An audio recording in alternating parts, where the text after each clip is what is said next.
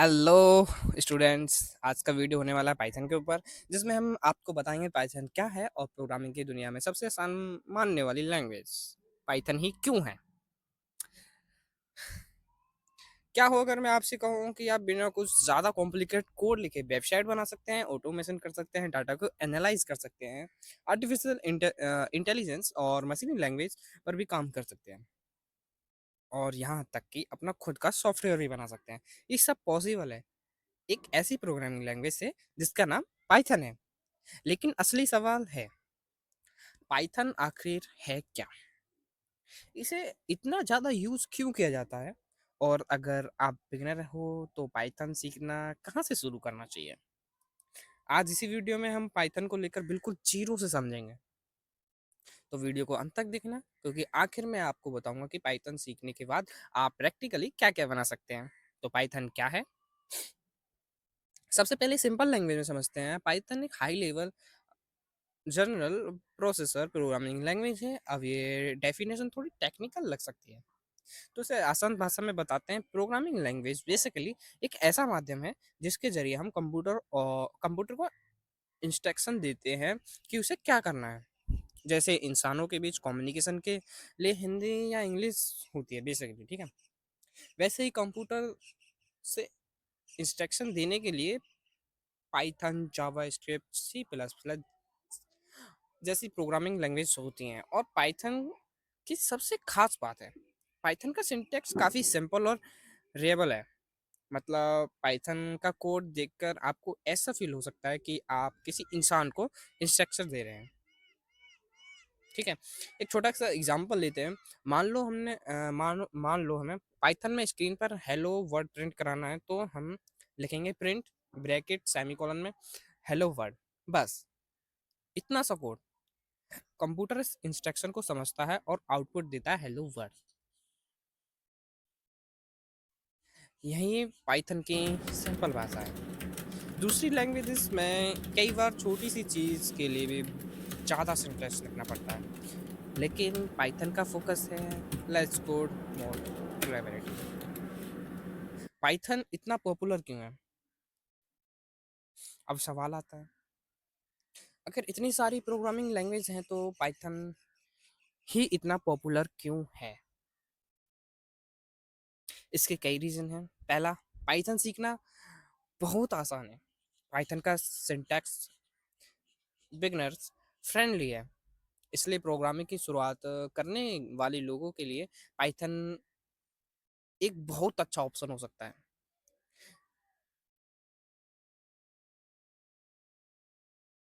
Python बहुत versatile है, ठीक है। मतलब पाइथन सिर्फ एक काम के लिए नहीं, आप पाइथन का इस्तेमाल कर सकते हैं वेबसाइट में, वेब डेवलपमेंट में, ऑटोमेशन में, डेटा साइंस में, आर्टिफिशियल इंटेलिजेंस में, मशीन लर्निंग में, साइबर सिक्योरिटी में, सॉफ्टवेयर डेवलपमेंट में। यानी एक लैंग्वेज और इतने सारे फील्ड्स।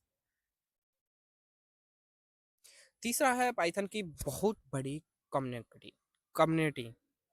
अगर आपको कोडिंग करते समय कोई प्रॉब्लम आती है, तो उसके सॉल्यूशन के लिए आपको बहुत सारे ट्यूटोरियल, डॉक्यूमेंट्स और कम्युनिटी रिसोर्सेज मिल सकते हैं।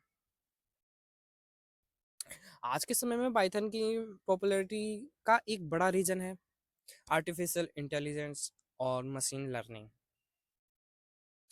आज हम एआई की बात करते हैं।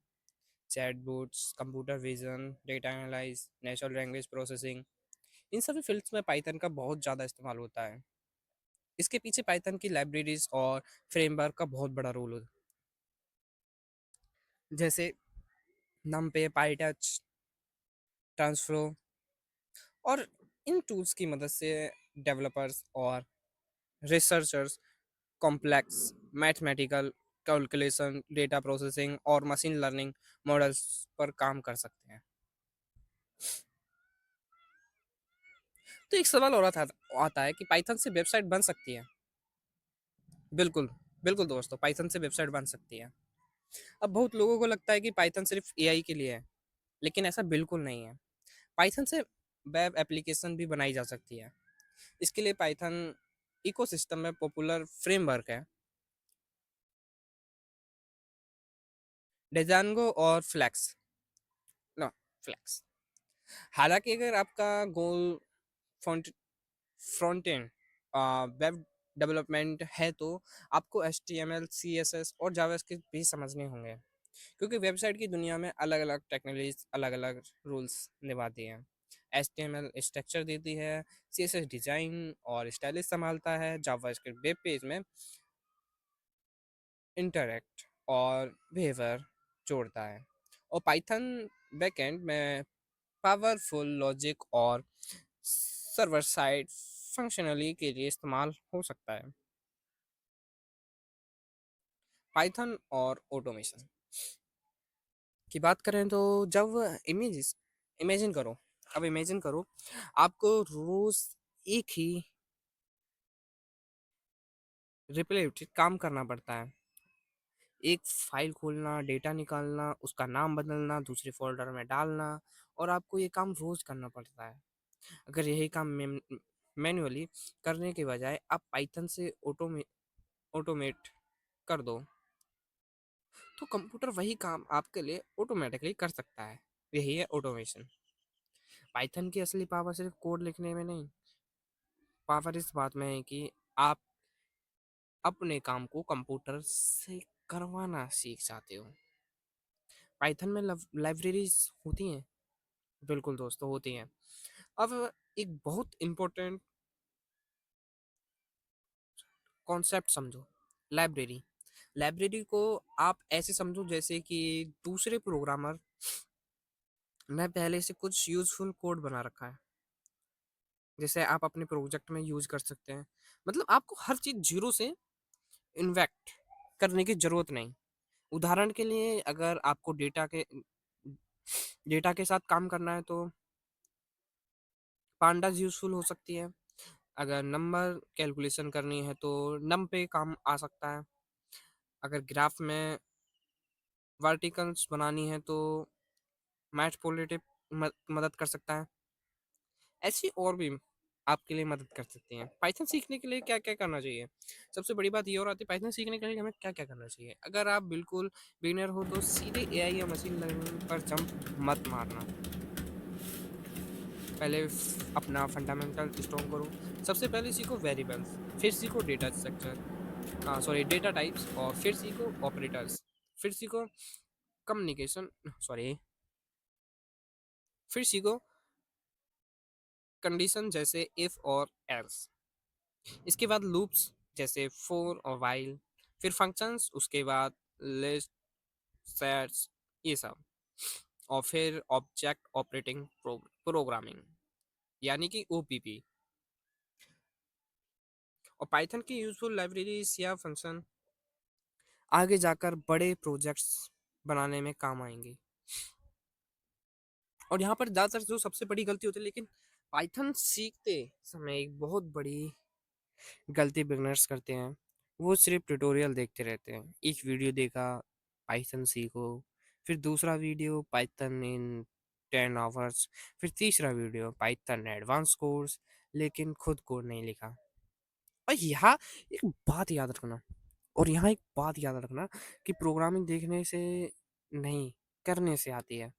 अगर आपने 20 घंटे पाइथन के ट्यूटोरियल्स देख लिए लेकिन खुद 20 लाइंस भी कोड नहीं लिखी, तो प्रैक्टिकली आपने प्रोग्रामिंग नहीं सीखी। इसलिए रूल सिंपल रखो, learn code, code, make mistakes, debugs और बिल्ड, यानी साइकिल्स आपको प्रोग्रामर बनाएंगे।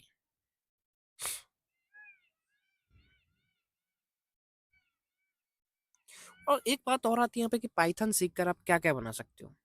सबसे बड़ी बात यही आती है कि पाइथन हम सीख लें तो हम क्या क्या कर सकते हैं पाइथन से। अब सबसे इंटरेक्शन क्वेश्चन, पाइथन सीखने के बाद आप क्या कर सकते हैं? सोचा है कभी आपने? मैं बताता हूँ। आप छोटे प्रोजेक्ट से शुरुआत कर सकते हैं, जैसे calculator, number guessing game, to to do list, password generator, automation script, data analyzing projects. और जैसे जैसे आपकी स्किल्स बढ़ती हैं आप बड़े प्रोजेक्ट्स की तरफ जा सकते हैं।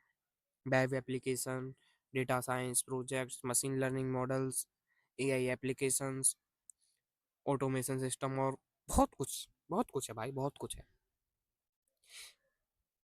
और मैं आपको एक पावरफुल बात और बताता हूँ, लेकिन पाइथन को सिर्फ एक प्रोग्रामिंग लैंग्वेज मत समझना। पाइथन एक टूल है, और किसी भी टूल की वैल्यू इस बात से तय होती है कि आप उससे क्या बनाते हैं। एक बिगिनर पाइथन में सिर्फ ये लिखता है, प्रिंट ब्रैकेट सेमीकोलन में हेलो वर्ल्ड लिखता है। लेकिन एक एक्सपीरियंस डेवलपर उसी लैंग्वेज के इकोसिस्टम का इस्तेमाल करके ऐसा सॉफ्टवेयर बना सकता है जो हजारों या लाखों लोगों के काम आए। डिफरेंस लैंग्वेज में नहीं, डिफरेंस प्रॉब्लम सॉल्विंग में आता है। तो दोस्तों, अब आपको समझ में आ गया होगा पाइथन क्या है। प्रोग्रामिंग एक पावरफुल और बिगनर फ्रेंडली प्रोग्रामिंग लैंग्वेज है जिसका इस्तेमाल वेब डेवलपमेंट, ओह सॉरी, मैं दोबारा से रिपीट करता हूँ। तो पाइथन एक पावरफुल और बिगनर फ्रेंडली प्रोग्रामिंग लैंग्वेज है जिसका इस्तेमाल web development, automation, data science, artificial intelligence, machine learning और कई दूसरे क्षेत्रों में किया जाता है। लेकिन अगर आप पाइथन सीखना चाहते हैं तो सिर्फ वीडियो मत देखना, कोड लिखना शुरू करो। गलतियां करो, एरर आएंगे, कोड कई बार चलेंगे ही नहीं, लेकिन वही एरर आपको प्रोग्रामर बनाना शुरू करते हैं। क्योंकि प्रोग्रामिंग का मतलब ये नहीं कि आपको हर कोड पहले ही अटेम्प्ट में ही सही हो जाए। प्रोग्रामिंग का मतलब है प्रॉब्लम को समझना, सॉल्यूशन सोचना, कोड लिखना, एरर ढूंढना और फिर सॉल्व करना। अगर आपको यह वीडियो यूज़फुल लगी तो वीडियो लाइक करो, चैनल को सब्सक्राइब करो और कमेंट में बताओ आप पाइथन का इस्तेमाल करके सबसे पहले क्या बनाना चाहते हो। मिलते हैं अगली वीडियो में। Keep learning, keep coding, keep building. Thank you so much guys.